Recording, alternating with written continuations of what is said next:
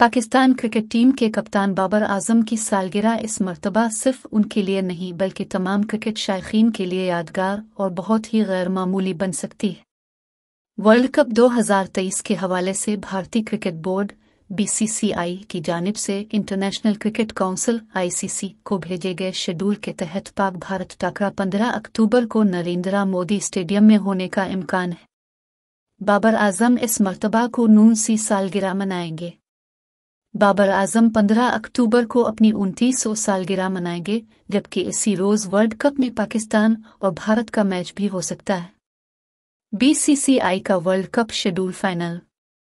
भारतीय cricket board (BCCI) ने world cup schedule final करके इंटरनेशनल क्रिकेट काउंसिल (आईसीसी) को भेज दिया है, जिसके बाद अब वर्ल्ड कप का फाइनल शेड्यूल रवां हफ्ते जारी होने का इम्कान है।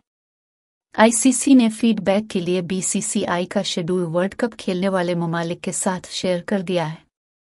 वर्ल्ड कप में शामिल हर टीम 9 लीग मैचेस खेलेगी।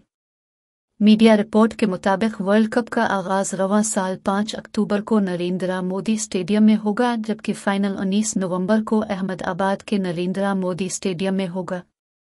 डिफाई चैंपियन इंग्लैंड और न्यूजीलैंड के दरमियान वर्ल्ड कप का पहला मैच खेला जाएगा।